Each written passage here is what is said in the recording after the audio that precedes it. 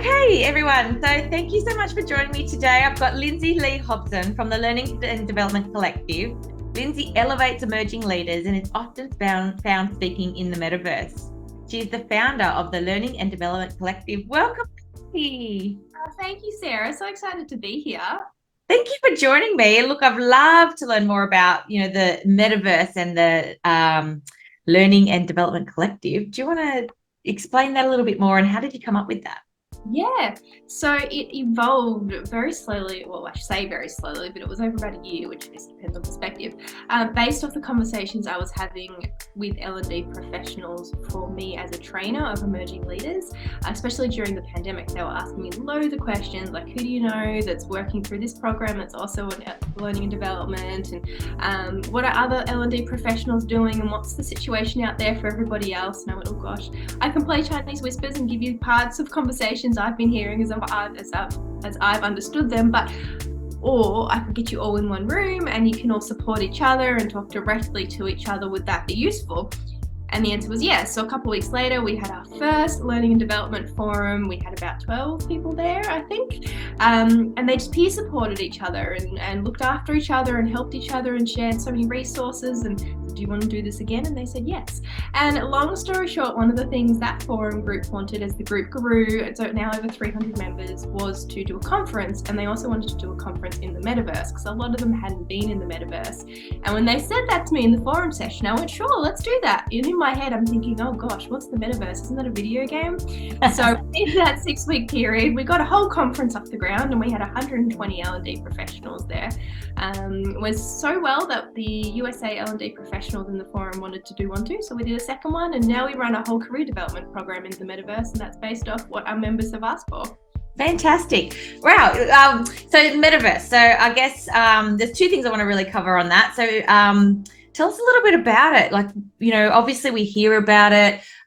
It's very tied to, I guess, Web3, and then you hear about, new technologies, and even like I even equate it to things like cryptocurrency and stuff like that. Like, so tell us about the Metaverse that you're in, and why would we want to go in there? Like, what's the benefit?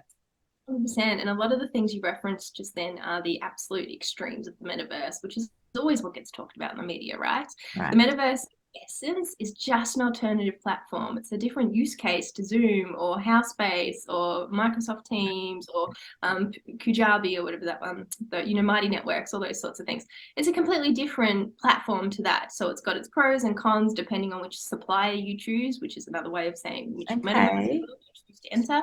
But at its nuts and bolts and its very core, it is a platform, and that's it. Which I know is not as exciting as talking about Gen Z's in there and having more of an identity in the Metaverse and the goggles, but in essence that is really all it is. So but I guess that means you can go down that path. Like, if you set it up in the Metaverse, could you then take your training and education and everything else that you're doing with your team through to those, eventually putting goggles on to learn something or have a meeting or whatever it is? Do you feel that it could be a way to tap into the next generation's communication style? Yeah, absolutely. And there are many businesses out there, especially those that have L&D departments, quite a lot of networks and associations, things too, that are using the Metaverse as an alternative meeting space and or onboarding platforms, internal worlds for internal conferences. They're running events in there. They're doing lots of trainings in there. I know Deloitte itself has multiple platforms that they're using to onboard new team members and for the Metaverse just in general. And they've got entire hubs in there based on, if you're looking for paperwork or HR support or emerging leaders intelligence, those sorts of things. So absolutely. And then the extension of that is you can use it in your personal life with the goggles and everything you want to do. It's just one iteration. It's a big myth around the Metaverse is you have to have the goggles to go in there and it's hard to get in there. It's not. Anyone can go in the Metaverse. They just need to search the right things on the internet. It's very, very easy because there's so many different types. So, but yes, you can get lost in there. You can build entire identities in there if you want to, but that's not really the use case for businesses. That's more the use case for people on the weekend to enjoy video games. Yeah. But I do feel there's a place for that. Like I said, for the new generations coming in, I think the biggest challenge we're having at the moment is the communication gaps. And that's what I'm finding between, existing businesses and the people that are in them who've been there for a long time and been in business for a long time. And then you've got this whole new generation coming in, which realistically is just going to change the face of the workforce. And everyone's frustrated. Oh, they don't work, they don't communicate. And so, do you think that this would help with that? Yeah, 100%, definitely. A couple reasons for that. So when we did our first conference in the Metaverse, a lot of our attendees and L&D professionals hadn't been in there yet. And they were looking as a use case for how they could use it in their businesses. And a lot of the feedback and the reports and the research we found afterwards was because it's fun and because it's got a sense of autonomy in it. So you can choose your own adventure, so to speak. Younger generations are going to be more likely, especially with this hybrid workforce that we're now living in, where some businesses have everyone full time, some businesses have some people just on certain days, and others are completely remote, and then a mix of everything in between. The newer and younger generations are going to find this a lot easier to get in, engage, and get a sense of the company culture and overcome those hurdles that the hybrid workforce is really putting in place for businesses and therefore learning and development professionals. Yeah, great, great. And so, how would someone get started? So you said you have to search for the metaverse. So, and there's suppliers. So I didn't even know this. I guess, you think about what people are exposed to, and I was first of all think Facebook, right? The meta, So is that kind of the path that it is, or is it completely different to where you have found suppliers? Like, how does that work? Yeah, so the same way Zoom and Microsoft Teams are brands that provide video conferencing and different platforms in that sense, there are different brands and companies that supply different metaverse worlds. Each one is completely different. There are no two that are the same. Some are similar, and there's different levels of difficulty in terms of accessing. So the more difficult ones require the goggles and the full immersion. The more intricate ones, you just need a URL for, and it's fairly easy to get in. You can literally just Google for metaverse worlds. Fantastic. Come up. Right. And so these companies like the Deloittes of the world, they're creating their own platform in their own metaverse. Is that kind of what you're seeing? So I've seen more them using other suppliers. So they also Okay. use the same supplier I use regularly. There's so many out there. I know they use multiple. Wow. Okay. And obviously they'll limit the access to their employees, and then what can they cut off rooms to people and access rooms to other people? Is that how they Yeah. use it? Okay. Conference where there's different rooms that you can go into and main stage areas, and you can only access certain workshops and things based on what you paid for with your ticket. Exactly the same thing in the metaverse can be applied, and every supplier does it differently. Yeah, fantastic, fantastic. And so how do you feel this has helped you grow what you're doing with L&D professionals? Yeah, it's been a really interesting journey because, as I said, I didn't really know what the metaverse was when they originally asked if we can do a conference in there.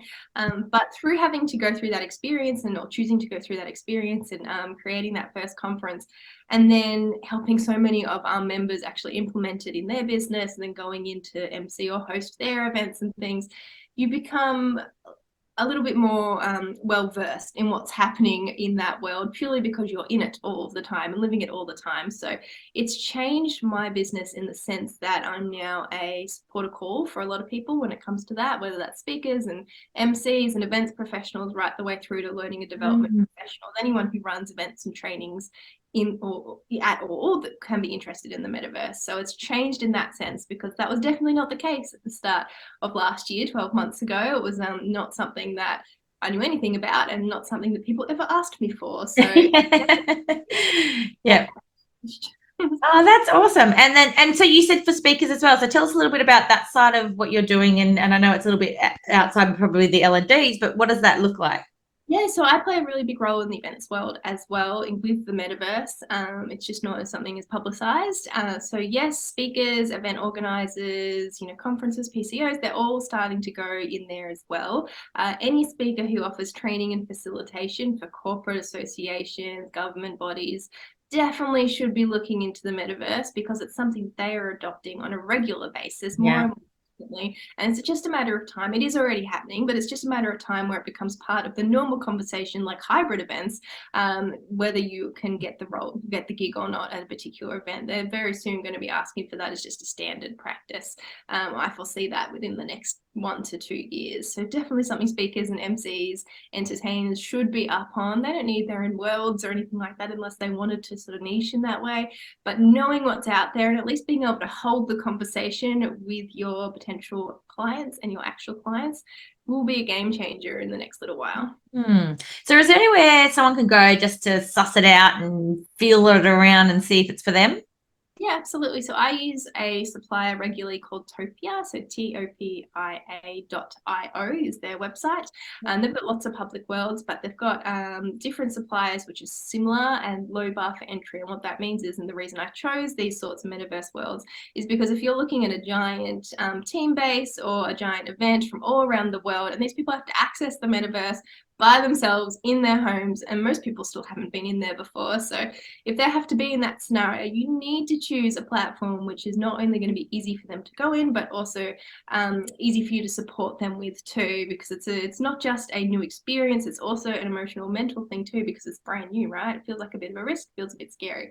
So that's one supplier that I use. But if you Google Topia, I know that Google AdWords will pop up and you'll see a whole heap of alternatives that are about on the same par in terms of easy to access, and they all have public worlds that you can go into from their websites.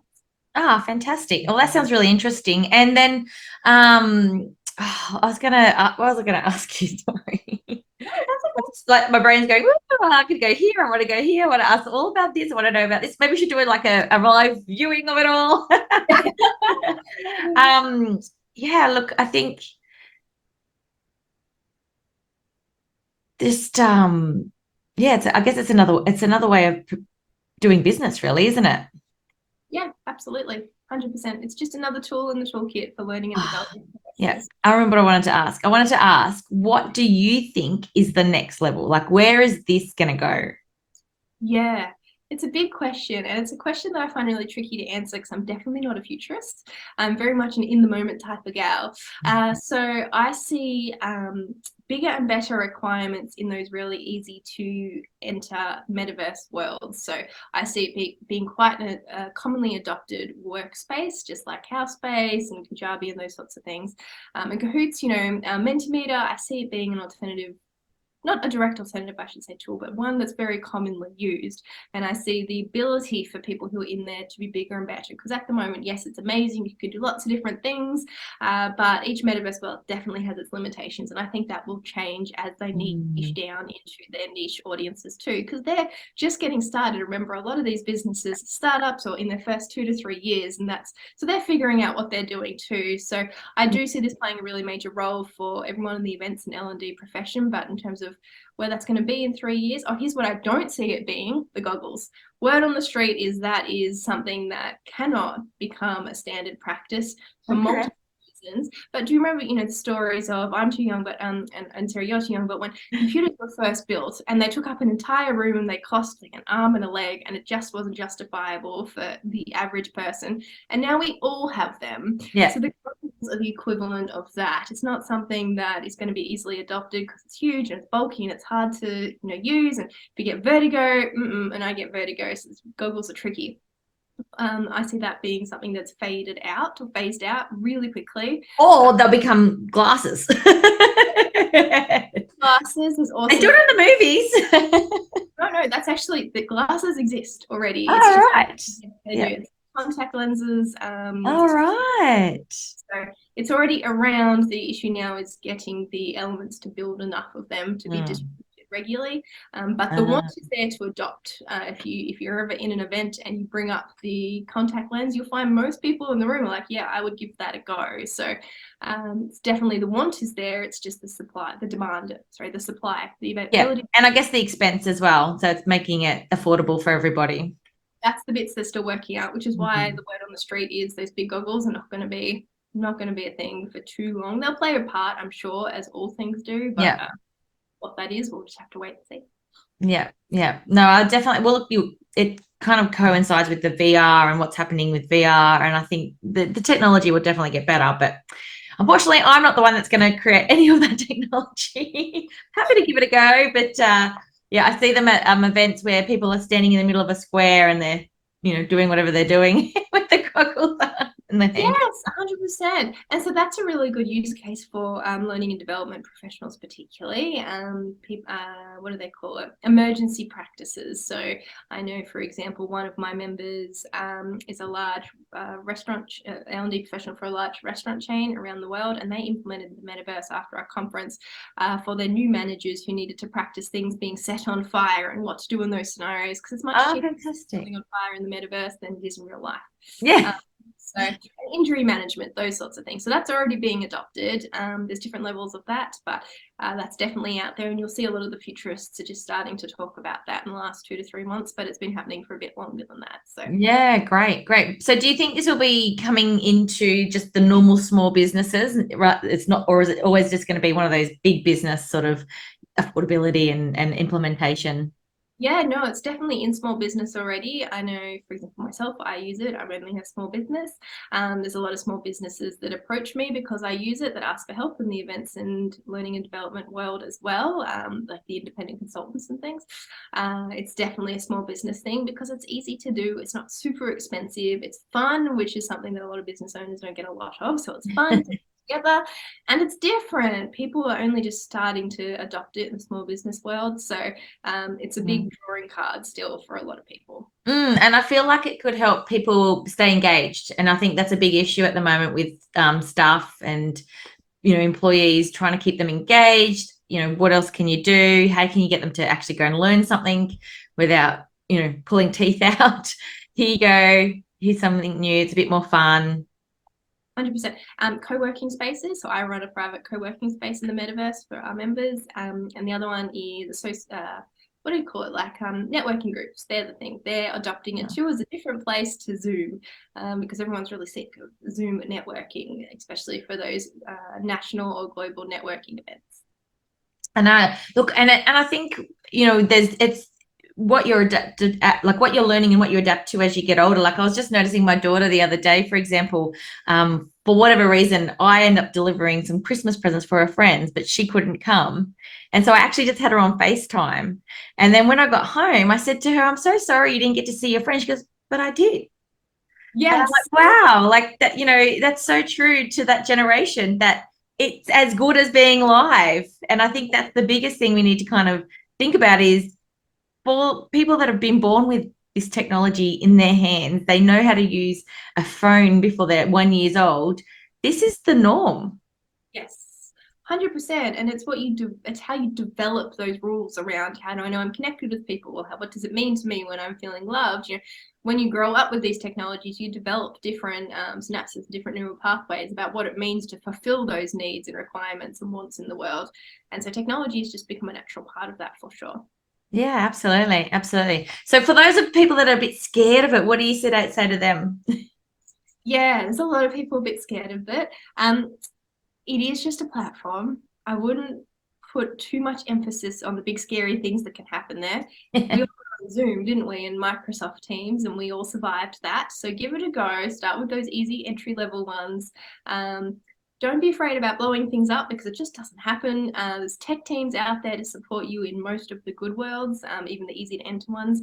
At any point in time in a chat box, it's been developed for people who are scared of it to be able to enter too. So just give it a go because it's really in our minds that it's a big scary thing, and those things do exist, but you don't have to go there the same way that those big scary things exist in the actual world, and you don't have to be involved with them either. So it's dealer's choice for sure. Yeah, awesome. And then what would you say to people that are still thinking that you can only do business or training live? Like that's the only way you're going to get to people, is that still true? It's definitely not the only way. If you really own that belief, then for sure you can build a business doing whatever you want. If you want to diversify and not have to travel all the time, and actually charge competitively because you're not having to take 3 days out to travel to some distant country to be able to do the training and then come back again, definitely consider other options because a lot of businesses are adopting it, and you'll be cutting yourself out a lot of the market by only doing live events. But again, on the other side of that, I can definitely see the niche. I just do live events can be something that if you own it will be quite fulfilling for you, but it's And look, I think you're right, and I think it is a belief, and it's a belief that isn't necessarily true. Like I guess it's true for you, but you need to maybe think about opening up your mind a little bit more and accepting what's happening in the world. COVID, I feel, just took what we were going to do probably in 10, 15 years and made it just quicker. Like 80-year-olds know what a QR code is, which, that was never going to be on the cards otherwise. And they can use it. I know we've had a few challenges locally where, they've got the QR codes on the tables, and I love that. I think it's awesome that you can just order and then the food comes out. But, there's still people that have challenges with it. But I think, why not go that way? And I think we're breeding a generation of people that live this and it's normal for them. And so it's just going to take us to the next level as we keep adopting these things and technology. 100%. I was in a Christmas party the other day for a program that I'm part of, a coaching and business development program that I'm part of. And one of the questions was, what are you proud of that you did this year? And my answer to that was I stayed incredibly focused on what do I want to achieve, but I was limitless in the way I chose to achieve it. And it's because of that I've got to this place. And I'm pretty proud of that. So I think for those out there who are feeling like there's a set way to do things in life, that is 100% your choice in the way you want to experience the world around you. But with an open mind, you might find yourself actually having more fun than you ever imagined. So up to you. Yeah. And so if you did go into the metaverse and you wanted to create connections and relationship with people, what kind of things could you expect or do? Yeah, the biggest question, which I found fascinating, that a lot of people ask me after their first experience, our first conference, was, what's the etiquette? Like, what is when you're walking up to someone, in real life, or I shouldn't call it real life, but in the physical realm, when you walk up to someone, you acknowledge them, right? But in the metaverse, do you need to do that? Do you talk to them? Do you need to do a wiggly dance or like wave at them, or, what's the etiquette? And those things are still being defined 100%. So that does, I know for a lot of people, social anxiety put a challenge in there for them. However, it could also be seen as an opportunity because you can choose to connect in any way, shape or form that you see fit, because there are no rules yet. You get to choose what works for you. And if meeting new people in real life, in the physical world, is something that's a bit more challenging, then perhaps this is your opportunity to do it in a way that suits for you. Yeah, I love it. And I'm just envisioning, I remember when I first started growing my business, you'd go to a networking event. And in fact, I even spoke on networking at events, like how to network. And so now there'll be like a whole realm of speakers coming through, like how to create relationships in the metaverse.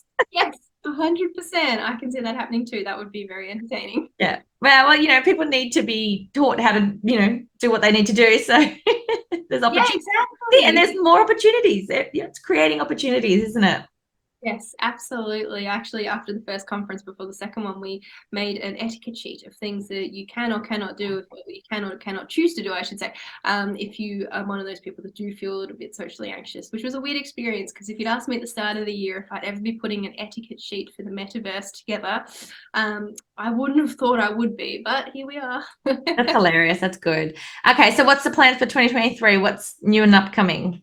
Continue doing what I'm doing, because I absolutely love working in the Learning and Development Collective and the amazing people I get to meet and the event professionals I get to work with to find speakers and speak at events myself. It's a lot of fun. So definitely keep doing what I love doing. But one of the things, as I said before, I'm really proud of is I was limitless in the way I chose to achieve my goals. So continue to do that, because going into this year, I didn't have a set plan outside of what I just shared with you. I want to continue doing these things on how to do that. And that's how I wound up on all these crazy adventures, which got me here. So I'm really excited for what could get me to the end of next year, because I didn't imagine this. So I bet I can't imagine that either. Great. So I guess it's really about listening to, what do people need? What are the questions that are being asked? And then how do you solve those issues? 100%. Every single thing in my business is something that has been asked of me by multiple members and been tried and true, in the sense that I didn't just put it together because one person randomly said it to me. I did proper vox pop, and I really listened to what people were wanting and how they wanted it. And then I put that together as a permanent sort of offering. So 100% continue to do that. If it wasn't for that, I would never have got here. Yeah, great. And I think that's, how most businesses run, like small business. I think it gets a bit challenging and different in big business where there's a lot more protocols and, people you have to go through, and I guess bureaucracy in some ways. The bigger you are, the slower you move. So those that are small. Okay, so what would you say for someone that's trying to become a leader in their business, in the organization? So, they might have just been promoted, they've just got a new team. How would they use, or what could they do? Yeah, 100%. Exactly the same advice as for those that are in business. Listen to your team members, listen to the people in your business that you do have the opportunity to speak with. Find out what they actually need and find out what's possible within the business, and then work on making that happen. Actually be the expert in GSD, get shit done. So really push forward on that front, because if you do, you'll start to develop confidence in your own abilities. And Sarah, I know that's the thing you spoke about, or one of the things that you spoke about when you joined us as a guest expert in the evolution. You spoke about confidence, and I wholeheartedly agree. I remember sitting there at a time being like, yeah, absolutely, couldn't think of anything better, because it's really important that you do have that. But by trying little bits and pieces and just listening to the world around you, you will actually start to develop that confidence, grow your comfort zone, start achieving real results for the business, which will then make you an influential leader, and then you'll be able to move up in your career in the direction that you choose. It'll be a lot easier when people start to see those things in you. Yeah, I love it. I love it. So it's not about taking something that you're interested in and loving. It's about what is the needs, how do you address them, and how do you keep practicing it? Really, like keeping on top of things and being a part of things is what is going to help you build your confidence.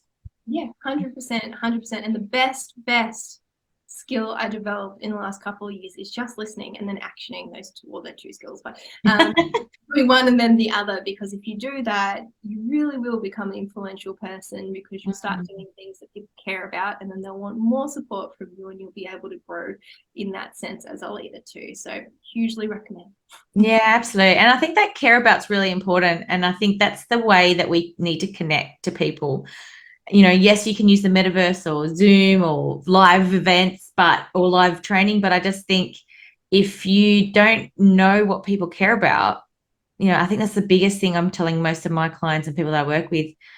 I say, what is their goals? What is your team's goals? It's great that you've got goals. It's great the company's got a mission and vision and goals, but what do your people need? What do they want to achieve? 100%. I feel like so many people in life, just because it's the natural thing that we all do, it's no one's doing anything wrong or intentional, but navel gaze and think about the world from their own perspective. But how many people on this planet? I think we just cracked 8 billion, didn't we? So that's 8 billion different ways of being unique and having different views on things, and no way is wrong, no way is right. And if you can learn just the views and the perspectives and what people care about on your team, then you're doing a pretty good job. You're getting a good head start on that 8 billion. Yes. Yeah. And look, I think the more you can practice the influential leader principles that we teach at the Influential Leader Program, is the more the leadership's going to grow within the world. If we can get 1 billion people acting as influential leaders, then we care about what people say. We action what, is going to be beneficial to the collective, and, use the tools that are available to us, the resources that are there. Yes. Was there anything you wanted to leave us with, Lindsey? Oh, this is your mic drop moment. Prepared mic drop moment. I'm laughing because Lindsey did it to me in an interview. I don't know if you guys have seen it, but she said, "No, what's your mic drop thing that you want to leave us with?" I was like, ah. And you handled it so eloquently, and here I am like, what do I want to leave you with? So many things.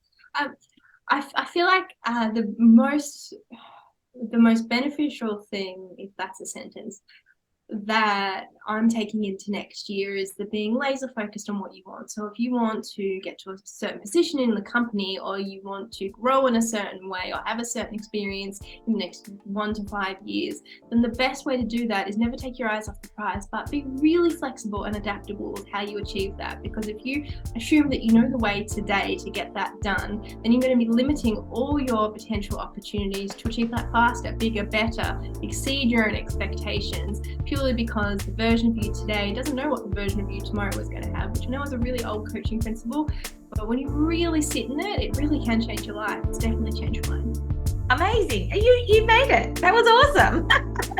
And so true. Thank you. So thank you for joining us. Let us know in the comments which topic you'd like to hear about on our next episode. And if you like this video, please don't forget to like and subscribe and share it with your friends. Thank you, Lindsey Leigh Hobson, for joining us today.